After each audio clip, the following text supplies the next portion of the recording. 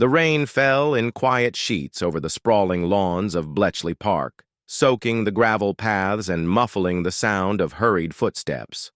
Dr. Eleanor Ward stood beneath the arched eaves of Hut 6, cradling a steaming tin mug of tea, her fingers trembling less from cold than exhaustion. Her eyes, rimmed with sleepless shadows, scanned the rows of deciphered intercepts pinned across the corkboard behind her desk. Strings of numbers, letters, and strange recurring symbols, patterns too precise to be coincidence, floated before her vision, even with her eyes closed. Inside, the hut buzzed with subdued energy. Operators clacked away on typewriters, the air thick with tobacco and urgency. Radios murmured through static, bringing fragments of the outside war into their sanctum of silence. But Eleanor's mind was 1,000 miles away, trapped in the loops of code that shouldn't have existed. "Dr. Ward," came a voice from the doorway, crisp and low. She turned to find Lieutenant Thomas Hale, his greatcoat dripping rain, his face half-shadowed by the low electric lights. "You've been flagged again. Headquarters wants to know why you diverted cipher attention from Naval Channel 3 to, what did you call it? Echo Line A." Eleanor narrowed her eyes, brushing damp hair behind her ear. "Because Echo Line A is broadcasting something that doesn't match any known axis cipher. No rotor permutations, no predictable shift cycles. It isn't German. It isn't even human in structure." Hale stepped inside, eyeing the string board. "We don't have the luxury of chasing ghosts. Command wants usable intercepts, U-boat positions, convoy data." "And what if this signal is why the U-boats are always one step ahead?" she countered, voice rising. "I think the Germans have something they don't fully understand. Something they're using. The message repeats a pattern that maps to radio wave harmonics not naturally occurring. I've run the math twice." He studied her a moment, the way her fingers gripped the edge of the table like she might fall through it. "You're not sleeping again." "I'll sleep when we're not losing a ship an hour," she snapped, immediately regretting it. She softened her tone. "Please, Thomas. Just get me 20 more hours. If I'm wrong, I'll shred the tapes myself." The pause stretched long. Then he nodded once. "You've got 12. That night, the park thinned. Most officers left for the cottages or dormitories. Only a skeleton crew remained, and Eleanor's lamplight burned long into the early hours. She worked silently, extracting cross-correlation points from Echo Line A, looking for something, anything, that made sense. Instead, she found a second message buried in the timing of the signal gaps. A ciphered overlay hidden in the pauses, whispering coordinates she didn't recognize. The map on the wall bore scars from 100 pins, but none at these new coordinates. She tracked the numbers. Latitude 60.4311 north, longitude 8.2222 east. Deep in the Norwegian mountains. No known base, no Allied recon flights, a blank spot in a war too vast for emptiness. By the time dawn paled the edges of the blackout curtains, Eleanor's fingers were ink-stained and trembling. She knew two things with certainty. 1, the Germans were transmitting something beyond Enigma.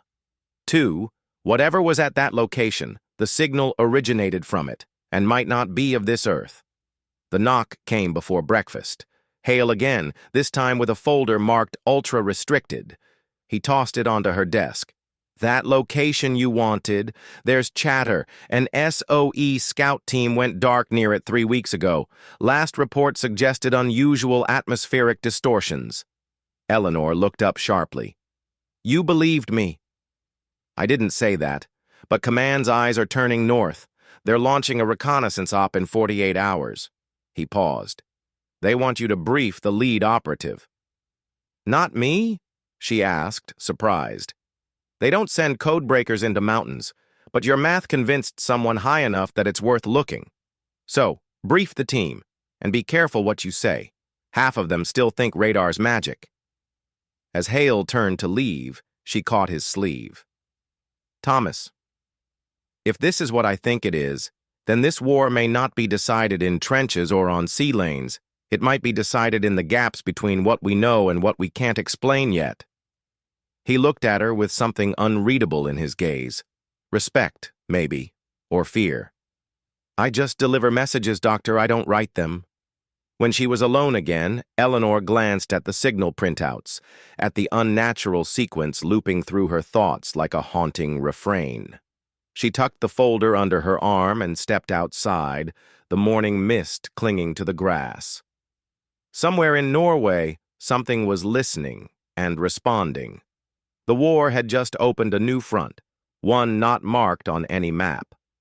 The briefing room in the secure wing of Bletchley was austere, bare walls, low-humming fluorescent lights, and a long table, marked by countless hours of clandestine planning. Dr. Eleanor Ward sat at its head, papers spread before her like a war map of the mind. Across from her sat Major Alistair Reeve, lean, composed, and disconcertingly unreadable, flanked by two operatives from the Special Operations Executive. Their attire suggested field work, but their eyes betrayed a hunger for understanding. What you're looking at, Eleanor began, tapping a sequence of numbers, is not German code. It's not Russian. It's not anything known. The pattern doesn't align with any linguistic or mathematical structures common to encryption. It's other. Reeve raised a brow. Other as in enemy innovation, or other as in nonsense? Other as in fundamentally alien, she said flatly. There's structure, repetition, even intention. But no language I know behaves like this. A murmur passed between the SOE officers. One of them, Captain Rhys Dalton, leaned forward. And you believe this signal originates from the coordinates in Norway? Not just originates, she replied. It's anchored there, like a beacon or a relay. Something is transmitting and something else is responding, in tandem. As if two minds are speaking across a divide. Reeve didn't flinch. You're suggesting the Nazis have intercepted or are using something non-human. I'm saying they're using something they don't understand but benefit from, Eleanor answered. They may not even know how it works, but the timing correlates perfectly with U-boat attacks that were otherwise unpredictable. Dalton exchanged a glance with his partner. So it's guiding them? Or warning them, Eleanor said. It's hard to say, but the timing is too perfect. Silence fell across the table, heavy as the truth that had just been laid upon it. Reeve tapped the folder. And you've told no one else? Only Lieutenant Hale. He vouched for my analysis. Reeve nodded, as if that sealed it. We deploy tomorrow. 5-man team, full insertion. We'll find your signal tower or whatever it is. If we're lucky, we bring it home. If not, Dalton grinned without humor. Then we make sure no one else ever uses it. That night, as Eleanor walked back to her quarters, a storm rolled in from the east. The wind howled through the trees, and for a moment, the whistle of the air seemed almost like the rhythm of the signal she'd memorized. She stood in the dark for several minutes, heart beating fast, wondering whether the enemy already knew she had discovered their secret. By the time the team boarded a Lysander bound for Sweden under cover of darkness, a strange unease had settled over Eleanor. She returned to Hut 6 and reviewed the signal again. A new line had appeared. 3 characters, spaced at irregular intervals. She traced them by hand, confused until their pattern aligned. It was Morse. A single word. Ward. She stared at it, pulse thundering in her ears. Not a mistake. Not coincidence. The signal, whatever it was, knew her name. When Hale entered minutes later, she pointed to it wordlessly. He didn't blink. We need to tell Reeve. I already did. But this changes things. Hale crossed his arms. Or confirms them. For the first time, Eleanor felt truly exposed. Her work, the decoding, the hours of poring over fragments, it had drawn attention, and not just from the Axis. Miles away, Reeve's team landed near the edge of a frozen valley. Snow muffled their descent, and the men moved like ghosts through the trees. Reeve held the coordinates tightly, counting steps, watching for any sign of disturbance. They passed old stone ruins, patches of forest where no birds sang, and finally a ridgeline that dropped into a crater-like depression shrouded in fog. There, rising from the snow and ancient earth, stood a structure that did not belong. Tall, smooth, seamless. No windows, no door. A tower of black stone that shimmered faintly in the moonlight. Dalton exhaled. "That's not German." Reeve didn't answer. His radio crackled once, then went dead. Behind them, something moved in the dark. At Bletchley, Eleanor transcribed the message again. The signal repeated slower. This time, Ward, Ward, Ward. Then it changed. Come. She looked up into the night sky and for the first time felt the war had turned inward, toward the mind, toward her. The next move she knew would be hers. Snow muffled their steps, but silence no longer felt like safety. The cold bit deeper as Major Reeve led his team toward the impossible tower. Its obsidian surface rose against the pale sky, flawless and without sign of construction, emitting a pulse so faint it was more a feeling than a sound, like the thrum of blood behind one's eyes. Captain Dalton motioned for the others to fan out.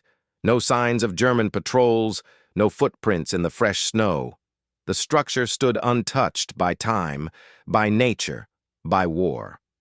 Sergeant Heller approached first, reaching out with gloved fingers. The instant he touched the surface, he recoiled as though burned. "It's warm," he said, breath fogging in disbelief. "It shouldn't be." Reeve stared at the point of contact. There were no seams, no doors, yet he felt something watching them. Not with eyes, with intent. He reached for his pack and pulled out the small receiver Eleanor had given them, rigged to interpret the signal's frequency. It hummed with activity, the needle jittering wildly. Reeve adjusted the dial. A voice emerged. Not German, not English, not human. It spoke in modulated tones, rhythmic, as though imitating speech without understanding it. Then suddenly, clarity. "Ward," it said, then again slower, "Come." Reeve went still. Dalton's face tightened. "They're not asking," he muttered. "They're summoning." Before anyone could reply, the tower changed. Lines of faint blue light emerged from within, running like veins along its smooth surface. A seam opened silently in the front. Inside was pure darkness. Back at Bletchley, Eleanor paced the length of her cramped office. The signal had intensified. The voice had spoken again, this time with more variation. Echoes of her own words fed back to her in twisted cadence. The message no longer requested, it commanded. She felt as if a presence had entered her mind, not malevolent but ancient, pressing its will across space. She grabbed her coat and ran toward the comms shed, demanding a line to Reeve's insertion frequency. Static answered her. Then a click, a single word came through. "Door." It was Reeve's voice. Then silence. In the Norwegian valley, Reeve stood on the threshold. The cold seemed held at bay by the unnatural heat radiating from the tower. He glanced once at his team, Dalton, Heller, and two others, and nodded. They entered.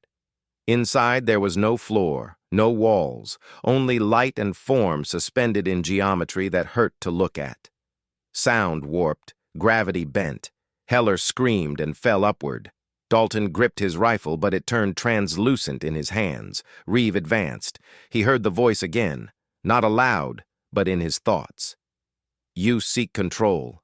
We are memory."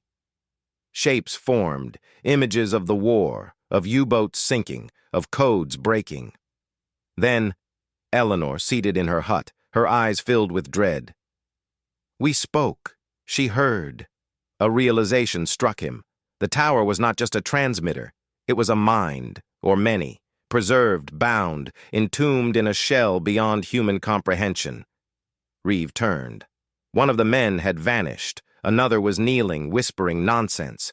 "You use tools you do not understand," the voice continued. "You are not the first, nor the last." He saw flashes of another war, far older, far from Earth. Beings not unlike men, but taller, faster, more cruel, using the tower as a weapon until it devoured them as it now tempted to devour him. At Bletchley, Eleanor scribbled equations, symbols, trying to match the rhythm. She realized something terrible. The signal wasn't being sent from Earth. It was being reflected. The tower wasn't speaking. It was repeating. A beacon and a warning. She ran again, this time to the ministry contact who had cleared the Norway operation. "We have to pull them out. Now." "They've gone dark," the official said. "We can't." "You don't understand," she said breathlessly. "They're not alone in there." Inside the structure, Reeves' vision swam. He saw his memories turned inside out, his childhood, his training, the face of the first man he killed. And then he saw Eleanor, older, alone, watching the skies. The voice faded. "You may leave," it said, "but the door will remain." With a sudden lurch, the world snapped back. They stood outside once more, snow underfoot. But only Reeve and Dalton remained. The tower was gone. No wreckage, no trace. Reeve dropped to his knees, gasping. Dalton said nothing. Back in England, the signal ceased. Forever. Weeks later, Reeve sat with Eleanor in the gardens behind Bletchley. They said little. No one believed the mission's details. Officially, the target was destroyed by explosives. The lost men were mourned, not questioned. "I saw them," Reeve finally said. "Not the Nazis. Something else." Eleanor nodded. "They were listening to us all along." "And now?" "Now they're waiting," she whispered. He looked skyward. Somewhere beyond the clouds, beyond the stars, something ancient had turned its gaze on humanity and had found it wanting, or perhaps promising. The war continued, but a new front had opened, one invisible, one eternal, and the door had not closed.